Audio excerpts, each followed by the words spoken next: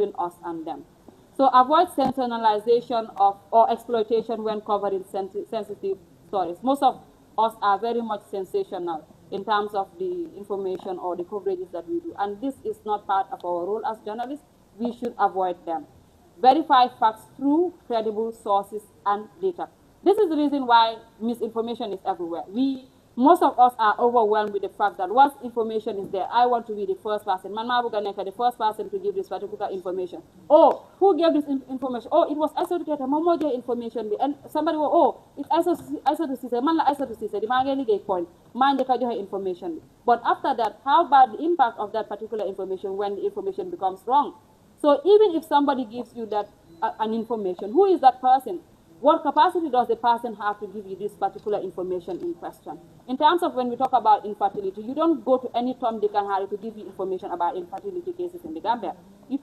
You have to go to the right source to be able to give you this particular data in question before you are able to transmit this information to the population.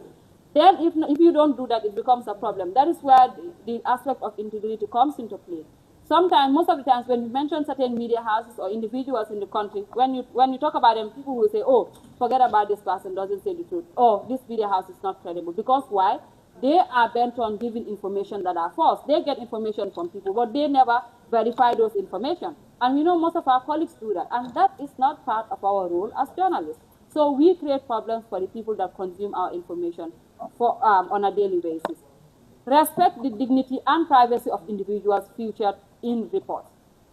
Most of the times, we think that as journalists, we have the right to be given every information. Like, yeah, because this is the case, I have the right to give information, yes. Then we balance the issues, the people's right to know also, and the privacy of those individuals in question. Yes, people have a right to consume this particular information. But how about the person that is the bearer of that information? How about respecting that person's privacy? That also is something that we have to put into consideration. We have to respect the privacy and dignity of those individuals that we interview and engage. In most cases, let's talk about sometimes we've seen those things in many of our platforms. Grieving families, we go to them and interview them. They are not in the perfect position for them to talk about issues. We create problems for them. Do you understand? But sometimes we don't even get to think about most of these things, how much impact that will have on them.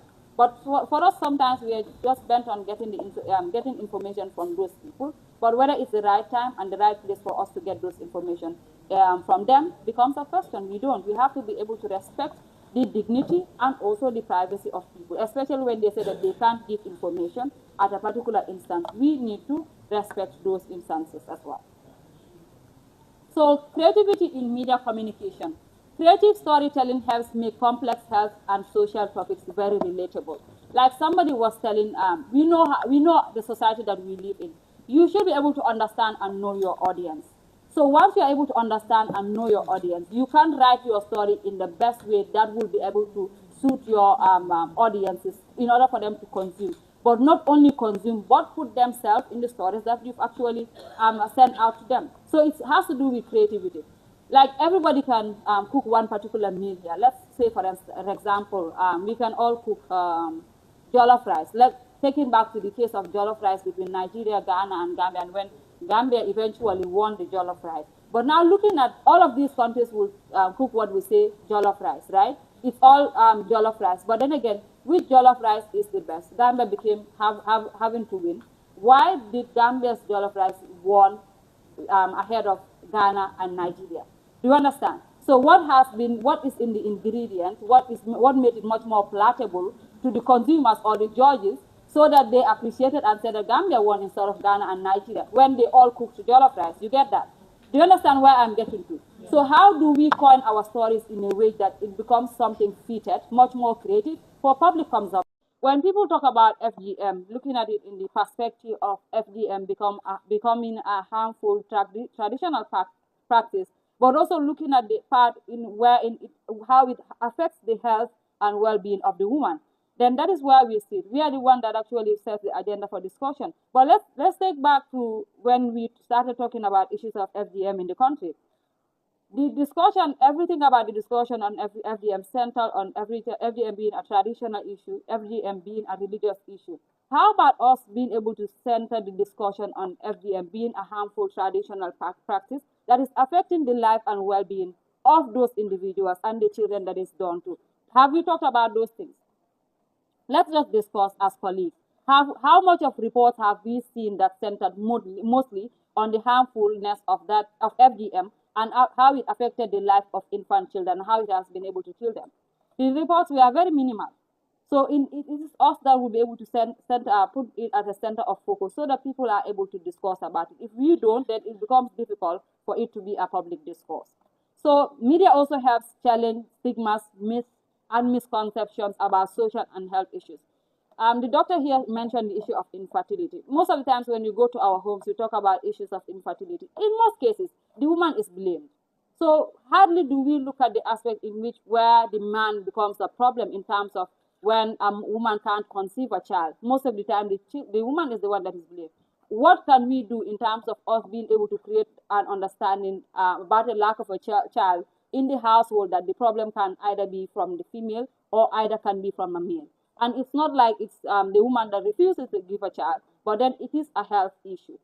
How can we not create discussions about these issues? It is part of our role to be able to get people away from these misconceptions that we have, that sometimes we attribute it to issues of witchcraft and all of those things, or the behaviors that is coming from the woman.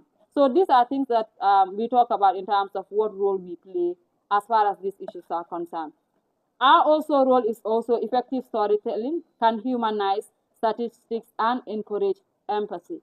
So most of the times, government officials or health officials will come up with statistics about 70% of the population is actually suffering from this particular illness, or 30% of the population is suffering from this particular illness. But what constitutes that particular 30% in question? We don't. They are just giving us that. So most of the times we give to other people how it is given to us. But then how do we understand and deconstruct that 30%? What does it mean in terms of representation as for that issue in question? It is our role for us to be able to deconstruct that so that the people understand that. If we don't do that, it becomes a problem. And then there is a bridge that is created between us and those people that understand the information that we share to them on a daily basis.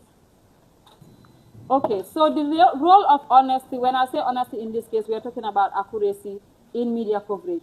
Accuracy builds trust with audiences and affected communities. Most of the times, I think most of us enjoy using these big words, like not to say we exaggerate, but we purport certain information as it is given to us. We don't get the real facts or data. And most of the time, I think most of us like to play with data, especially when we talk about issues of percentage. 80%, 90%, 70% of this. We enjoy doing that. But where do we get those percentages from? From which original source are we getting that from? So we should be able to understand these things. Once we talk about these things, what does it mean? In simple terms, in simple perspective, what does these things mean? And what does it constitute? We should be able to understand that. So once those people that are consuming the information become understanding of these percentages that we explain to them, because now most of them don't understand these things in real context. If we don't give